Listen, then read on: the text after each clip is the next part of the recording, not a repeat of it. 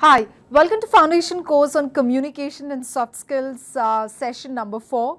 If you've been following sessions for about good 3 days now, we started with something, not just getting introduced to the topic, but we have also did extensive practice on pronunciation basics.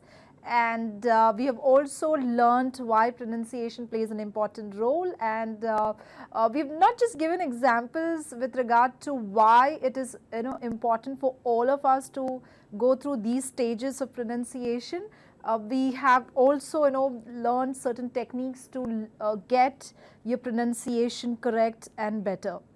So welcome to today's module. Today we are going to discuss about what we did in the last class. This is for the betterment for and benefit for the people who missed it out, and also a quick revision before we actually move on to the agenda of the day. So the agenda is quite simple. We are all here to master communication, and when I say communication, being a real big word out there, we need to go through certain stages to be there.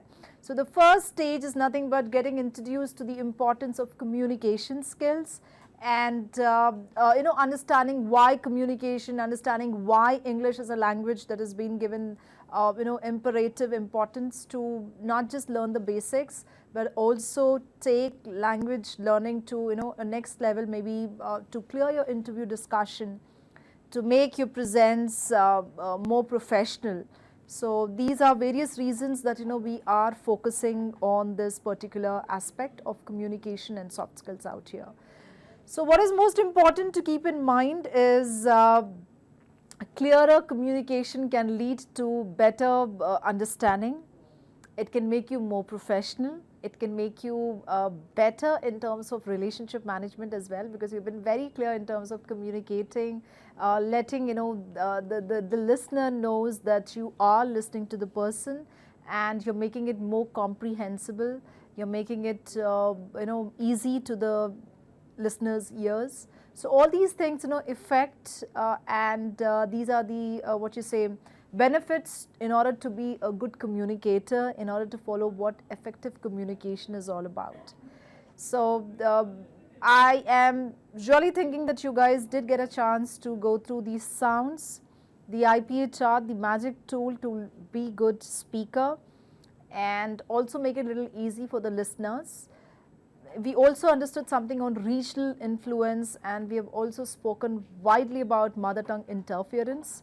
So simple regional influence, an influence that I carry because of my region, because of the first language interference that can come into my language speaking. So that is to do with your mother tongue interference. So where I translate from my regional, my first language, my mother language or my native language to English. So a lot of examples out there, and we have really not given a single thought about it, whether this phrase has the existence in English language, whether this phrase is accepted by the standards of English language, and hence we've been using it because of the environmental influence. So we all speak English, which is something called global English. So if I have to really give you two terms out today, so global English has its own importance, and there's something called natural English as well. So these two terms should and must hold familiarity for anybody who wants to improve communication skills, anybody who wants to master the art of communication. So what am I supposed to do in terms of understanding and getting these two terms right? So we all speak something called natural English. So natural English is something like I get my first language in the communication, and that happens pretty naturally because of the reason being the number of years that I've been speaking my native language, and I've learned language. For a lot of us, like people who study English, they've been given quite few good examples in our first language, and a lot of explanation as well is being given through our mother tongue. So your mother tongue is more of a base language while understanding and learning a language, and that's where the whole point and the challenge comes in, where we end up using these examples, these phrases also to your English language speaking. So each time I'm speaking the language, I have these interferences that comes as a psychological block to my mind, and certainly doesn't allow us to move forward in terms of effective speaking, because the blocks are so heavy in your mind that we end up translating. For example, for mother tongue interference case that I'm talking about, we end up translating it so much subconsciously that we don't even realize that we have been translating it from our first language, each sentence that you speak. So all you're supposed to do is hold down in terms of each time, next time when you're framing a sentence, have a second thought to it, whether it follows something called word order. So every language has a specific word order standards, and if I have to really give you an example from a standpoint of a first language, that is a lot of Indian languages, they have their own set order. So all Indian languages, they follow a set word order, and English follows a set word order. So you are supposed to follow the set order for your first language as it is, and we are supposed to follow what the standards says for English language again. So the word order is very simple. Maybe in the next consecutive classes we will focus on this topic. I just wanted to get you all sensitized to this particular subject called word order. Going back to the same example of natural English and global English, you're supposed to really be focused on one thing. Next time when we are talking, there shouldn't be any interference of our first language and the regional influences that we carry in our communication. So how do you identify it? Maybe you should start speaking in group, you should start seeking out for feedback, you should start listening to a lot of English communication, for simple reason. Each time I listen, I have a second thought in my mind whether the spoken communication is correct or whether the word that I have been pronouncing it is accepted in terms of its pronunciation. So when you have this little doubt and distinction in your mind, all you'll do is either you start exploring, either you'll would like to really get there in terms of the understanding whether you are pronouncing the word as it is supposed to be pronounced, or whether you're just following the way what is being heard, or the videos, or the conversation that you've been listening to. So natural English, global English, once again, globally accepted language has to be spoken, that is for English communication. And when I say global English, the accepted English form, which is your UK English, the way the British speak, the UK accent, the way the British pronounce a word, this is the accepted form of the language. Well, if you have out of interest, you want to go ahead and learn maybe an American accent or maybe another accent that is going to be purely out of your interest, but it is always suggested that you need to know the clear distinction between American English and British English, whether you speak American accent or not. For reasons being, the way the words are pronounced and the way the words are stressed in these two languages have quite a lot of distinct variation. So out of interest, if you want to go ahead and learn American accent, it's going to be your prerogative. But however, what has been suggested is the UK English is the standard form of language, and we all are supposed to flock towards learning the accent and learning the language as such. So that's to do with the global English. So the suggestion, global English has to be spoken, has to be practiced, because that is accepted, while natural English, which takes the natural form of pronunciation, of translation, has a very limited usage. Maybe in your specific group, in your workplace, or maybe in your university, the acceptance can be granted. But however, when you're talking to somebody who is a native speaker, or you're talking to somebody who follows the right standards of English, we are not supposed to go ahead with the natural English form. And going back to the little recap of what we did the other day. So the last sessions we were focusing on something called IPA chart. For your benefit, let me make you all go through this specific slide. So this is the slide that we are talking about. So this particular slide, we have practiced like numerous times. We have learned something on enunciation. We have learnt the techniques to enunciate to get these sounds correct. And we have also focused on why certain sounds are enunciated the way they are enunciated, why certain words are pronounced the way it is pronounced because of the sounds as its base. So moving on, let me help you all go understand a little more basic topic, which is to do with the language and the sentences, this slide. So correcting one's language is a process and it's not an overnight activity. So I would really suggest have patience, be happy about your present state of understanding to the language. Be happy towards whatever little knowledge or whatever standards you hold about communication, so that it should all start with confidence again.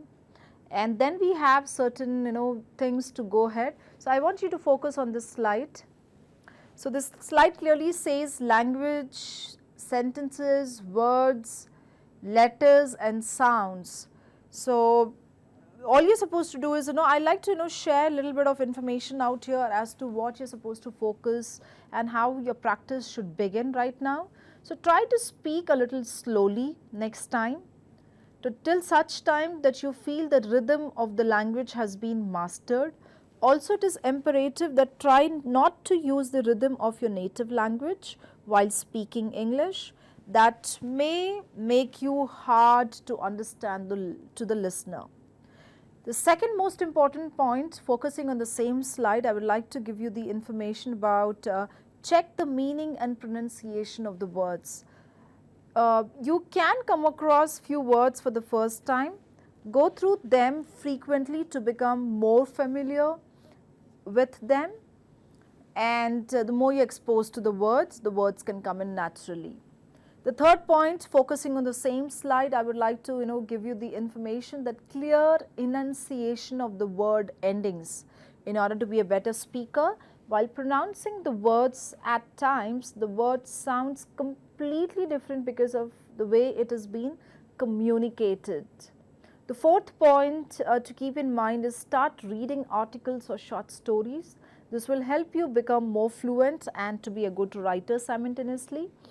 Try to minimize fillers. Fillers are words which are generally used in communication. So maybe you can little have focus on me now, where I could like to really explain you about few things about things such as fillers, and we will also go ahead and understand more about foghorns. So fillers are nothing but a constant or repetitive use of certain words, and this is maybe because you are falling short of words, or maybe because you've been used to using these words, or maybe because subconsciously you've been using it with no second thought on it. So I'm sure you can relate to what I'm talking about. We end up talking or meeting people who start the sentences either basically, or they end the sentences with basically, or either they start with actually and end the sentences with actually.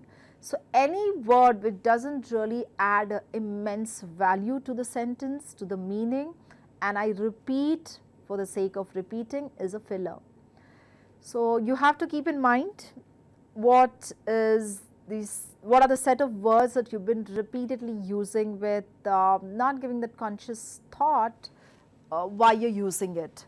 So next time when you are speaking, or maybe you can tell somebody to suggest you in terms of getting the this particular concept out about, to understand whether the filler that you're using is a filler or is a vocabulary word that you're using.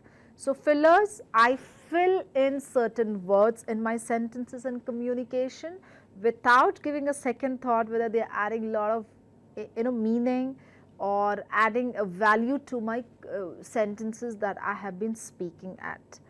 So in order to be an effective speaker, the suggestion is remove all your fillers. Well, fillers are accepted to an extent, but however fillers which are overly done can distract the listener.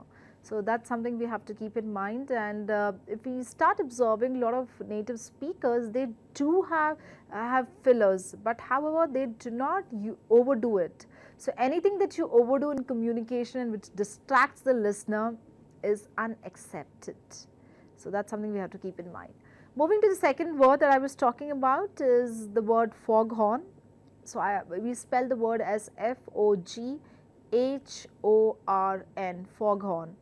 So in olden days, if people have been near the seaport, or people, one of you who have your distant cousins or people, your family members who worked around or at seaport, they can really tell you, stories about the fact how ships communicate. So I'm talking about, a communication that can happen from one ship to the other ship, that a ship is arriving or a ship is passing by that particular sea path. So there's certain sounds that are produced, and these are nothing but your foghorns technically, but human interaction also has foghorns in it. So when I say foghorns, there are certain sounds, or rather hesitation sounds, that comes out naturally while you're talking. And again, these are so subconscious that you don't even understand whether you are actually giving these foghorns with an intent, or there's been part of your speech habit right now. So the important thing is to understand whether you have foghorns in your communication. Either you do your self-analysis, or either you can look up to somebody who speak better English and ask them to give you the feedback whether you have foghorns as part of your communication or not. So to understand this, either you start your sentences, or rather your conversation with a sound, something like this. These sounds can really add not so great value to the conversation, because when the listener is giving all the attention, the listener might be distracted only because of these sounds. And although that will make you eventually unprofessional too, because each time you're giving out information, the listener has a hard time to get the most important information from the sentences. Rather, the distraction can be to a level because of your foghorns, and people who are listening to you will start giving concentration to the foghorns rather than to the important information that you've been communicating or sharing. Let's understand one important thing out here. What is the essence of communication? So I'll give you a moment's time. Maybe you can stop this video while you're listening to me, or while you're live streaming it right away, and answer this question to yourself, or maybe you can make a note of it in a notepad or a sheet of paper. What is the essence of communication? What is communication in general? So we have to get this understanding. Communication, the word, okay. So an exchange of information between a sender and receiver. So I exchange the information. As a speaker, I'm giving out the information. So basically I'm a sender here, and you are the receiver. So receiver is anybody who is listening to a conversation, and speaker is anybody who is, the sender is anybody who is speaking or giving out the information. So conversation between sender and receiver is communication, and in between this process there's a feedback, there's a decoding, there's encoding which can happen. And the very essence of communication is to give out ideas, thoughts, feelings, or to exchange a piece of information. So when we are not doing it effectively, we are very much losing the essence of the word called communication out there, because the information is not being passed effectively. Hence, it is important that I take these things into regard, which is your fillers and foghorns. Avoid this in my communication and make it more effective, make it more presentable, to match the meaning or the definition of the communication, which is purely to give out the information. So when I remove these foghorns and I speak better, I speak crisper, what am I doing here? I am making it more presentable, I am making it more available to the listener, and hence allowing the listener to get as much of information as possible. So keep in mind next time when you're talking, and this is equally, for all the languages, be it Hindi, Telugu, any other language that we speak as a mother tongue. Each time when you talk, each time when you speak, you're giving out certain information, and this information should be available, should be we should make it presentable and make it more pleasant in terms of getting the information. So next time please keep in mind when you are giving out information, or rather communicating. Let's move to the slide to understand this in terms of so these are the things that we've discussed and we have spoken about. And most important slide, if you can start focusing on it again. So what is important is understanding all these mouth organs. So there are certainly obstacles in the path of effective communication, and that can be removed once we understand this base. This is the slide.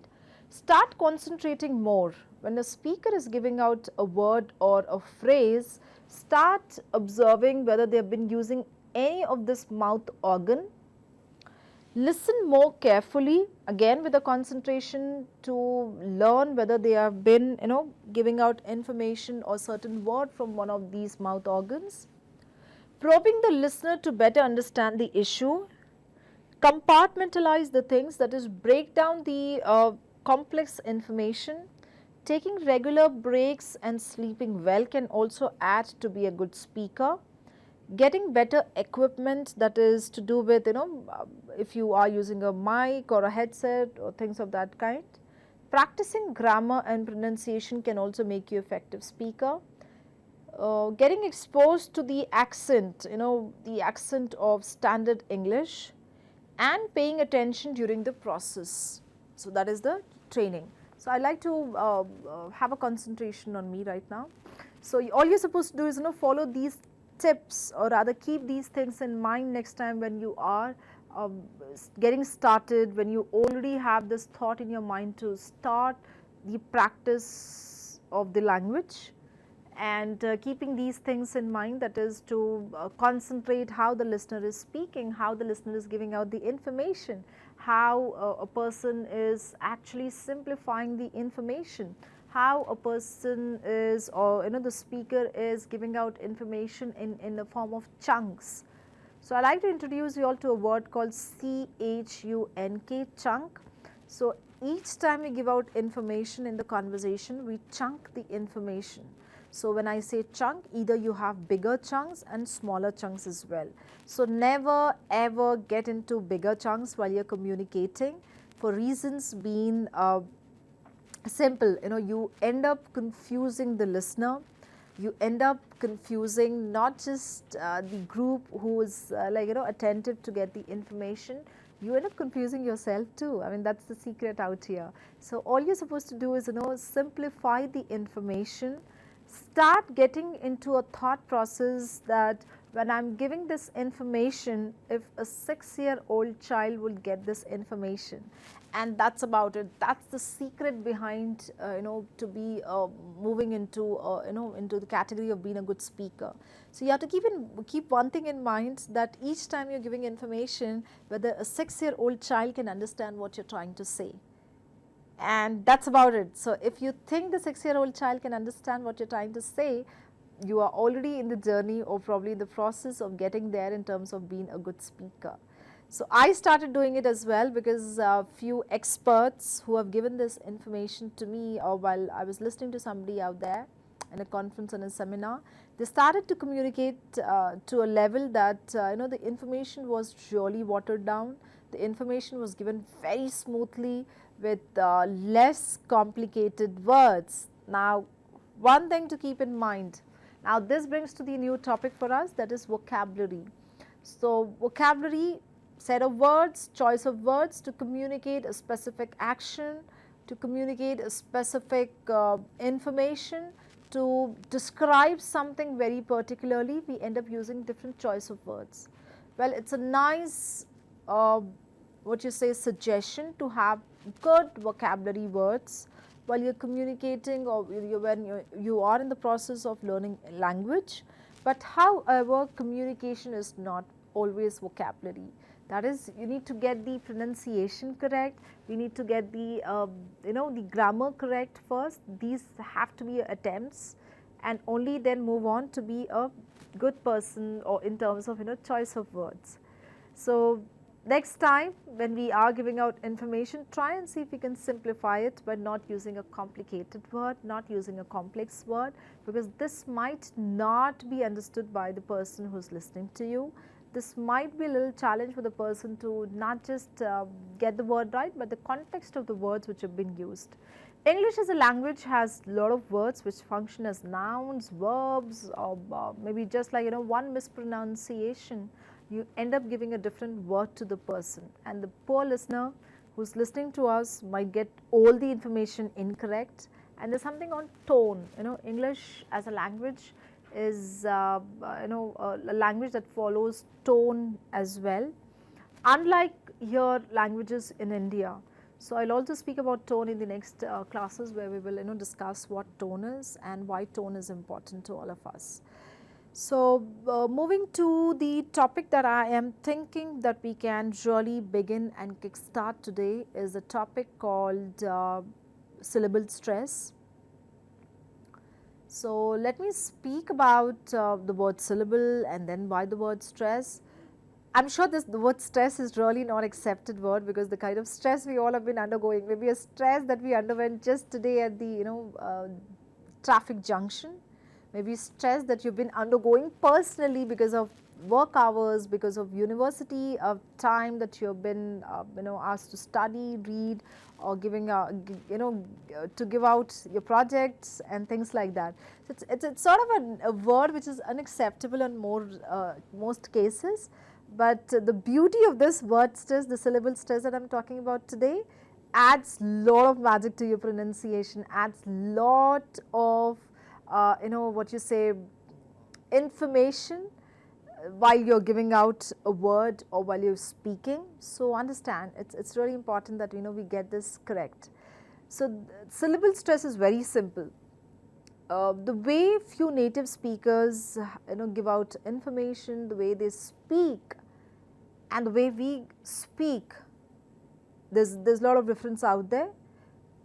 Because of the rules, because of the information which is not being applied and followed when we are speaking the language.